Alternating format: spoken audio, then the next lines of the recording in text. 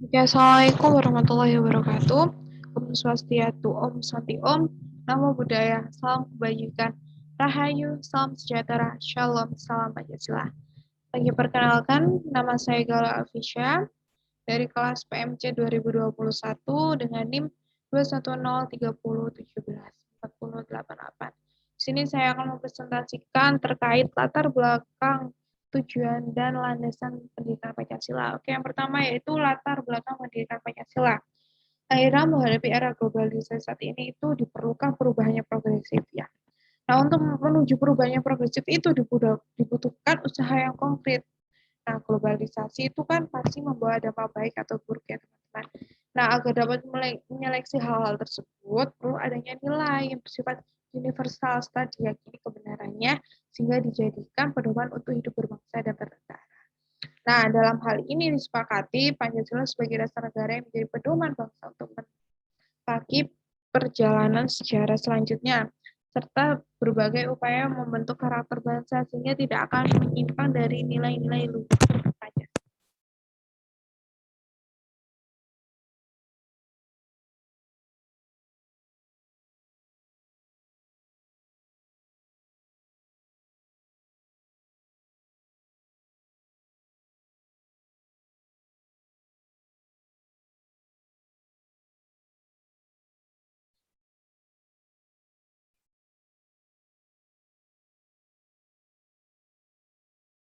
Seratus 180 berbahas mengenai falsafah Pancasila.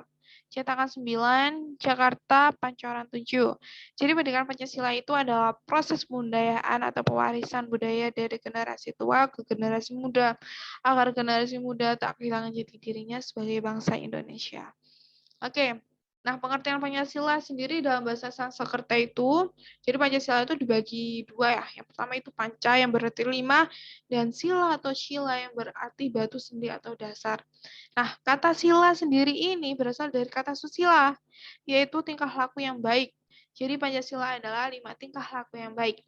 Tim Pendidikan Pancasila UNESA tahun 2019 halaman 7. Oke. Nah, untuk mencapai nirwana itu diperlukan 5 dasar atau ajaran. Yang pertama, tidak boleh melakukan kekerasan. Yang kedua, tidak boleh mencuri. Yang ketiga, tidak boleh berjiwa dengki. Yang keempat, tidak boleh berbohong. Dan yang kelima, tidak boleh mabuk minuman keras. Oke, di sini landasan pendidikan Pancasila. Nah, yang pertama itu adalah landasan historis pendidikan Pancasila. Nah, ini tuh dimulai pada tanggal 1 Juni 1945, di mana Insinyur Soekarno itu berpidato tanpa teks mengenai rumusan Pancasila sebagai dasar negara. Lalu pada tanggal 17 Agustus 1945, Indonesia memproklamirkan kemerdekaannya. Yang kemudian pada tanggal 18 Agustus 1945, sahkanlah UUD 1945, termasuk pembukanya di mana di dalamnya terdapat rumusan 5 prinsip sebagai dasar negara yang diberi nama Pancasila. Nah, sejak saat itulah Pancasila menjadi bangsa Indonesia yang umum. Jadi walaupun pada alinea 4 pembukaan UUD 45 tidak terdapat istilah Pancasila, namun yang dimaksud dasar negara Republik Indonesia adalah istilah Pancasila. Nah, istilah Pancasila ini sendiri itu didasarkan dari interpretasi atau penjabaran historis terutama dalam rangka pembentukan rumusan dasar negara. Oke, yang kedua yaitu landasan kultural pendidikan Pancasila. Nah, Pancasila sendiri itu kan dasar negara dan pandangan hidup bangsa Indonesia. Nah, ini tuh salah satu hasil budaya bangsa yang sangat penting. Nah, oleh karena itu Pancasila itu harus diwariskan kepada generasi muda bangsa Indonesia. Nah, gimana sih kita mewariskannya itu? Nah, mewariskannya itu yaitu salah satunya yaitu dengan pendidikan, melalui pendidikan. Nah, kalau misalnya kita nggak ada usaha untuk mewariskan Pancasila itu, kita akan kehilangan hasil budaya atau kultural yang amat penting. Nah, kan setiap bangsa itu pasti memiliki kepedulian ya terhadap warisan budaya luhur kepada bangsanya. Nah, oleh karena itu upayanya itu bisa melalui pendidikan. Nah, pendidikannya untuk bahasa kita itu melalui pendidikan Pancasila. Nah, pengertian dari pendidikan Pancasila adalah proses pembudayaan atau pewarisan budaya dari generasi tua ke generasi muda agar generasi muda itu tidak kehilangan jati dirinya sebagai bangsa Indonesia. Oke, yang ketiga yaitu landasan yuridis pendidikan Pancasila. Nah, Pancasila kan sebagai dasar negara itu kan harus menjadi landasan bagi peraturan-peraturan dalam tertib hukum Indonesia atau sumber hukum dasar nasional, yaitu menjadi sumber bagi penyusunan peraturan perundang-undangan. Aturan-aturan hukum yang dimasukkan adalah seperti UUD, ketetapan MPR, undang-undang, peraturan Pancasila, lalu pengganti undang-undang, peraturan pemerintah, keputusan presiden, dan peraturan daerah. Nah, sebagai dasar negara, Pancasila pun mempunyai kekuatan mengikat secara yuridis, di mana seluruh tatanan hidup bernegara yang bertentangan dengan Pancasila sebagai kaidah yuridis konstitusional pada dasarnya tidak berlaku dan harus dicabut. Oh ya, di sini yang kelima, landasan filosofi pendidikan Pancasila.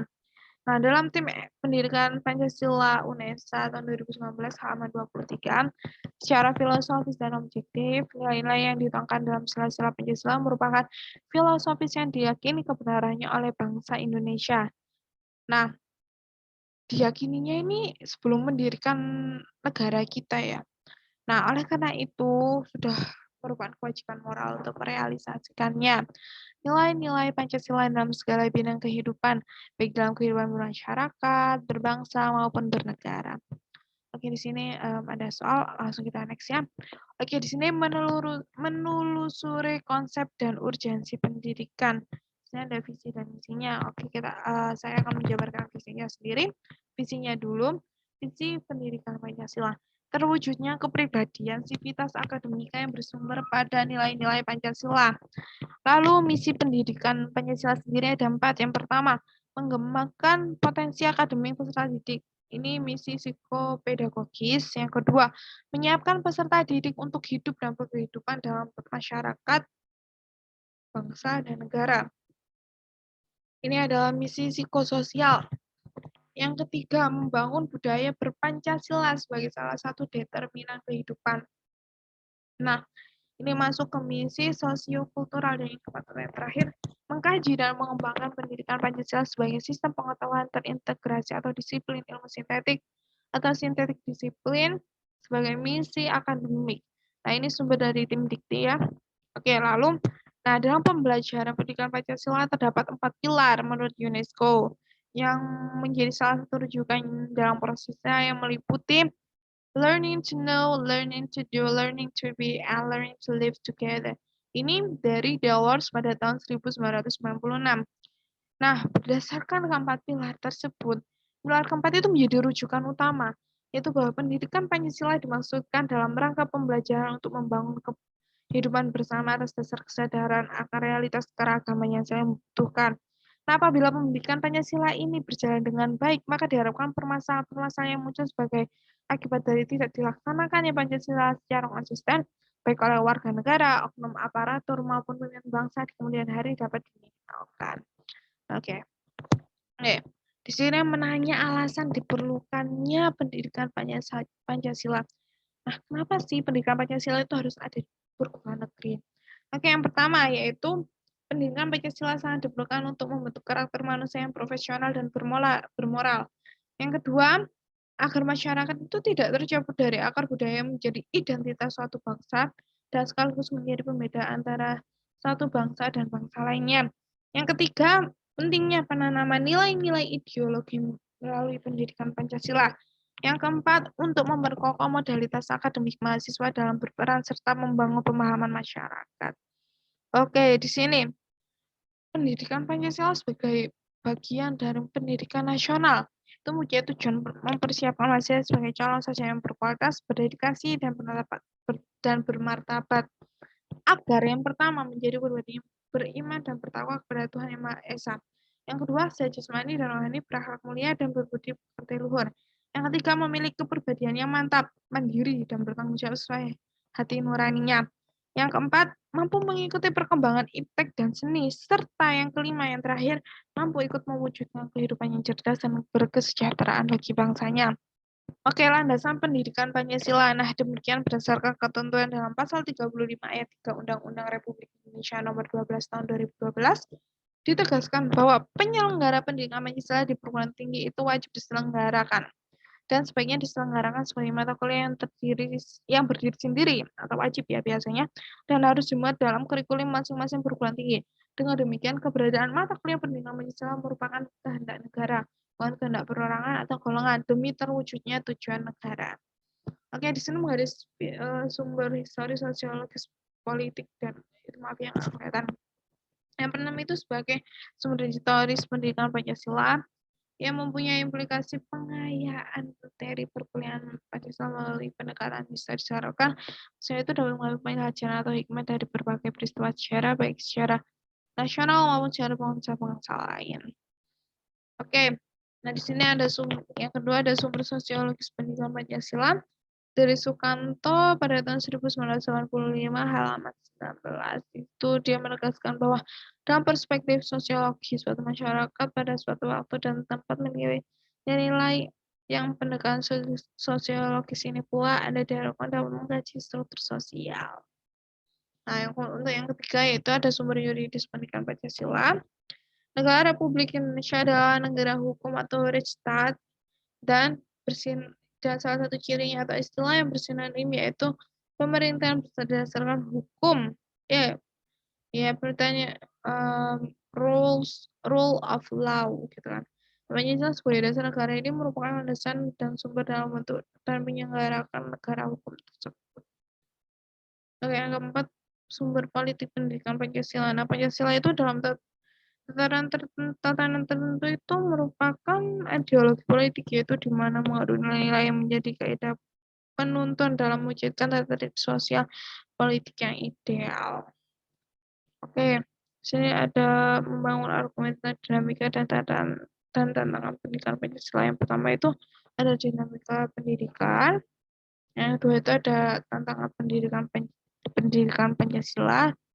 Oke, yang terakhir itu di sini mendiskusikan esensi dan urgensi pendidikan Pancasila untuk masa depan.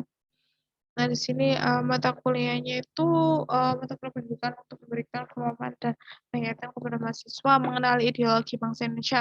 Dengan landasan tersebut, Dijen Dikti mengembangkan esensi materi pendidikan Pancasila yang meliputi yang pertama, pengantar pendidikan matematika yang kedua, Pancasila dalam kajian sejarah bangsa Indonesia yang ketiga Pancasila sebagai dasar negara, Pancasila sebagai ideologi negara, Pancasila sebagai sistem filsafat, Pancasila sebagai sistem etika, Pancasila sebagai dasar nilai pengembangan ilmu.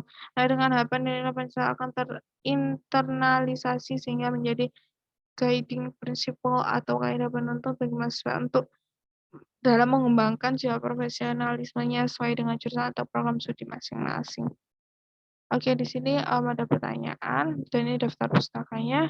Terima kasih saya sampaikan. Wassalamualaikum warahmatullahi wabarakatuh.